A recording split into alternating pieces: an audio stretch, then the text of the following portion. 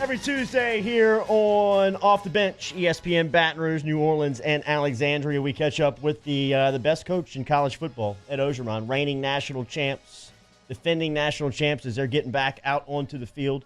Good Tuesday morning to you, Coach. How are you? Great to be on the show, guys.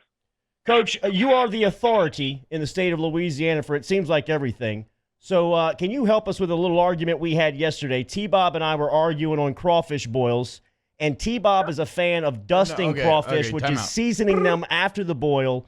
I am not. You are a proud Bayou boy, Coach. Where do you stand on this? Hold on, Coach. Before you answer this, the only time I've ever had dusted crawfish was at the player alumni golf tournament that you helped resurrect. You brought all the old guys back into the fold, and it was delicious crawfish. Which I said was a recruiting promise to Tyler Shelvin on his visit. You bring back his people for the boils, Coach. Where do you stand on it? It was dusted. Where do you stand on this issue? You know what? It's very close. This is a 51%, 49% vote. Okay? But I got to go with the dusting. Oh, my God. Yes, Coach. Yeah. What a swing for the Dusters. But Coach O, he's right there with me. I'm right there too, man. I like both. What a hit. It's just different ways. Coach, I think you just broke Jordy's heart. Jordy said on air yesterday if he's at a boil where he dusts, that he would walk away without eating a single crawfish. Coach, I thought you'd be riding shotgun with me on that. All right. That's a big win for the Dusters. Let's go. Coach, any 4th of July plans for you? I know that the staff, kind of a vacation week right now for the program, huh? Yeah, the boys are going to Destin, and I get to take care of the dog Vinny. Me and Vinny are going to be doing a lot of 110s on the 4th of July on that football field. Yes, indeed. It looks like you're staying in shape for sure. Now, look, I know that last week we talked about some of the conversations you have with the transfer portal. It looks like Eric Monroe has landed at Texas Tech at a great spot. And then Marcel Brooks, the news hits last week. Can you take us through some of those conversations, how it works with a very talented player and him moving on? Yeah, Marcel's a great young man. I recruited him out of Texas. I think he wanted to go closer to home. And, he left there on a very good note. We wish him the very best. Coach, what about Eric Monroe? He also transferred out of the program after years in the program. What do you have to say about your former safety? He graduated already. Eric helped us win a national championship. He came to work every day. He was a great young man. He felt that he'd find a place where he could go and start and show his talents. And not to mean that he would start here, but he felt that it was time for him to move on. So we wish him the very best, too. Eric gave us everything he could every day here while he was at LSU. Coach, so I know you can't talk about the player specifically, so we'll just kind of talk in generalities here, but a big O-line commit out of Michigan. Once again, I have multiple questions on this front, but we'll start here.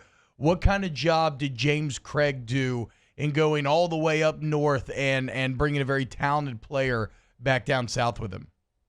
Unbelievable. All the traveling that he's done, leaving on Sunday night while the recruits wanted to leave on a Monday morning, being stuck overnight in the snow, and just hey, Coach, I'm in the airport. I won't make it. I'm in the snow here. I'm snowed in. Whatever it took for him to get to where he needed to go. A tremendous job with the parents. James is always on the phone with all the parents. He covers all bases in recruiting. He's worked about as hard as a recruiter I've seen. And this year is a great year for offensive line out there. So we feel very good about the guys that we are recruiting. And I feel very good about James Craig. As you guys know, I think he's one of the best offensive line coaches in college football. Can you talk about the balance you look for in a coach? Because it seems like on your staff you have a great balance of guys that can recruit and coach it on the field. Yeah, I think you got to do both.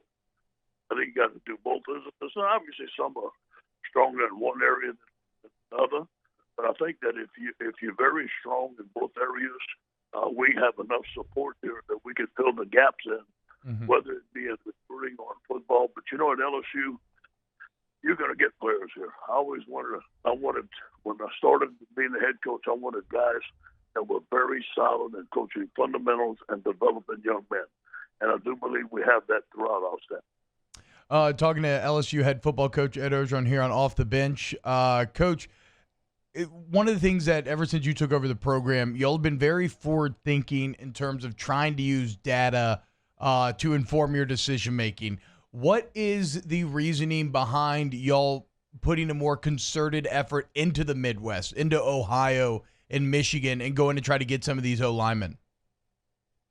That's where most of the linemen come up. All offensive linemen came up. We looked at the guys in the draft, the guys that were having success. Again, Jack Marucci did that report for me. He said, "Coach, look at it. Here's where the linemen are coming from in the Midwest." And we've had success. T-Bob, you play with a lot of guys from the Midwest. Yeah, Joe Barksdale. Yes, and not to say that Louisiana doesn't have offensive linemen, but there's not as many offensive linemen in Louisiana for us to fill the whole squad, so we have to go other places, and the Midwest is the place to go.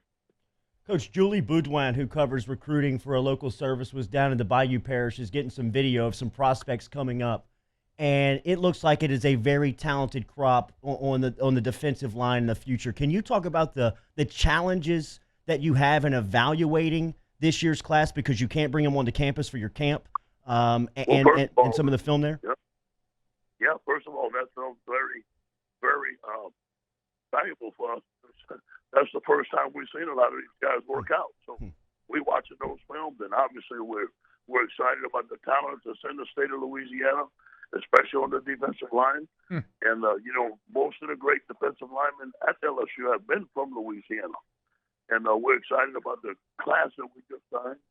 I think that this is the best defensive line class that we signed. In fact, I know it is since we got here.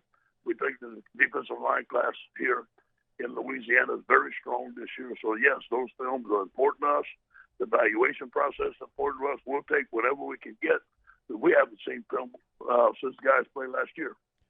Coach, we got a listener question for you. John Knowles tweets into Off the Bench and wants to know, ask Coach O, how are the defensive players reacting to the switch from Aranda to Pelini, and are there any 4-3 impact players that we may not have heard of yet? First of all, Dave Aranda did a tremendous job for us, but it was time for us to switch back to 4-3. We feel that it used our speed and our talent. I feel like I got the best 4-3 coach in all of football in Bo Pelini. He's very smart. He's brought energy. Our guys love him. So we're excited about it. I'm excited to see how our linebackers are going to play. Damon Clark, Jabril Cox, Ray Thornton, Josh White, Antoine Sampa, Michael Baskerville. Let's see Devontae Lee. I want to see those guys play in space. And obviously, we're very strong on the back end. Having Todd Harris back is going to be key. But the defensive line is what makes it go in the 4-3. And I think we're loaded on the defensive line with Tyler Sheldon coming back, Glenn Logan, and having Justin Thomas coming back at right end. Two young guys, not two, four. These guys, watching these young guys. B.J. Ujulari, Phillip Webb, who looks fantastic running out there. Jacoby and Guillory. When you walk up behind Jacoby and Guillory, T-Bob, you like this. When you walk right behind Jacoby and Guillory, he looks like an ice box, okay? And we still call that an ice box in Louisiana. His back is as wide as an ice box, okay? And then Jacqueline Roy, who I think is going to be an All-American here. So we got some young guys here, and Eric Taylor. So we loaded on the defensive line. We got some great defensive line coaches, and that's what's got to make the 4-3 go. Coach, so sticking with that kind of line of questioning, another question coming in the huddle. Ask O, are Shelvin and Ika going to be used more in the 3-tech or the 1-tech in their base 4-3 alignment? Yeah. They can play both. Now, we'll use them a lot in the 2 technique. They either play on the guard or the center, but very rare would they be head up. Now, they'll be head up sometimes like a 0 technique in the 3-4, but they're going to be more of a 1 gap, get up the field. They'll be the nose tackle in our 4-3. Coach, what about, so we've talked a lot of Shelvin and Ike. We talked a lot of Guillory and Roy as well, but what about the upperclassmen, Neil Farrell and Glenn Logan? It feels like they've been pretty solid through the years, getting better and better, just kind of doing that dirty work while not getting a lot of attention all the time. Where do Farrell and Logan stand currently? They're going to be the 3 technique. So, as you know, the 3 technique, that's the engine. That's what makes this 4-3 go. So, Glenn Logan, Neil Farrell, Jacqueline Roy, those 3 guys are going to be the 3 technique. So, let it fly, We're going to talk to Jimmy Burrow here in 15 minutes. Is there anything that there was a report coming out of Cincinnati earlier this week where the offensive coordinator for the Bengals was telling Joe, you need to slow down, man. We're not there yet. You're too far advanced in the offense. Is there any more surprising thing to hear on Joe early on than that? Hey, just be glad you got him, brother. Yeah. That's right. That's right. Straight up. We're glad we're glad we got you every Tuesday, Coach. Thank you as always for your time and happy 4th of July. Thank you, guys. Go Tigers.